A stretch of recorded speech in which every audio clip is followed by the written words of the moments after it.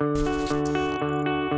déconfinement, le 11 mai dernier, restera pour de nombreux agents de la fonction publique une date clé dans la lutte contre la propagation du coronavirus, à commencer par les chefs d'établissement scolaires. Alors la grande difficulté, ça a été de sortir d'une période de confinement et d'imaginer concrètement le retour des élèves dans l'établissement, le retour des personnels dans l'établissement avec beaucoup de peur. Donc très concrètement, il a fallu organiser un sondage pour avoir une idée du volume d'élèves qui allaient être présents. Il n'était pas possible d'accueillir chaque jour donc, les 600 élèves prévus, donc il a fallu imaginer une alternance. On a fait le choix de banaliser le mercredi matin afin de permettre une désinfection approfondie des locaux. L'autre point concret, ça a été aussi la question de la désinfection des mains. Il a fallu installer effectivement des bornes avec du gel hydroalcoolique pour que les élèves puissent avoir soit un lavage des mains en savon, soit une désinfection des mains. Dans les centres de loisirs, les agents ont dû aussi revoir la prise en charge des enfants, même si les distanciations sociales étaient plus difficiles à respecter. Alors il a fallu adapter le protocole sanitaire et aussi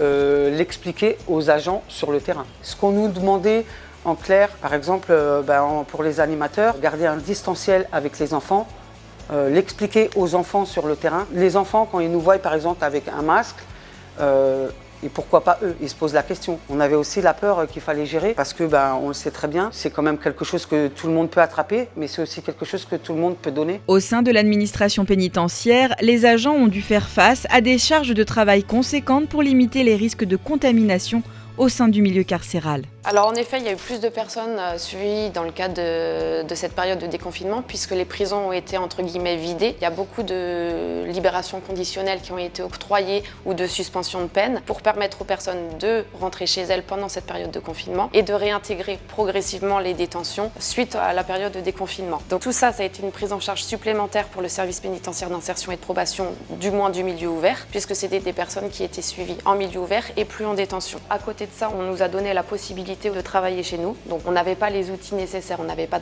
accès à nos boîtes mail, on n'avait pas accès à nos dossiers. Pour autant, on nous a donné la possibilité d'avoir un téléphone professionnel. Donc là, on a vu qu'il y avait quand même de grosses capacités d'adaptation et d'adaptation du travail. Au sein de Pôle emploi, l'accueil du public s'est fait à partir du 18 mai, le temps d'aménager les locaux. Le retour en agence n'était pas forcément facile pour les agents parce que ça génère de la peur. La difficulté a été de se mettre en sécurité sanitaire, on va dire. Il a fallu beaucoup se battre pour avoir le gel, les plexis, les visières, les masques. Il a fallu faire attention à ce que ce soit bien livré dans toutes les agences. Il fallait aussi que les demandeurs d'emploi portent des masques, ce qui n'était pas obligatoire jusqu'à il y a peu. Pour les usagers, il y avait les ordinateurs qui sont à l'accueil. C'était un ordinateur sur 2 accessible. Donc effectivement, il y a des gens qui attendent dehors.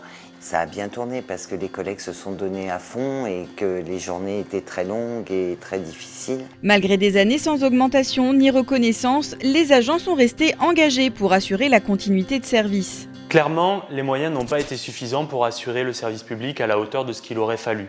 On l'a vu dans les hôpitaux, le manque de lits, on l'a vu pour l'école avec des difficultés à fonctionner, les logiciels, on l'a vu dans toutes les administrations et on est sur fond de pénurie budgétaire, de mise à mal des services publics, de réduction des moyens depuis un certain temps et donc avec des difficultés à fonctionner qui se révèlent au grand jour. Les protections des agents ont mis du temps à arriver. Ceux qui étaient contraints de continuer à travailler parce qu'il fallait assurer la continuité du service public, ils l'ont fait parfois au péril de leur vie. Donc effectivement, il serait bon que le gouvernement, à l'aune de la crise, revoie sa copie sur sa conception de la fonction publique.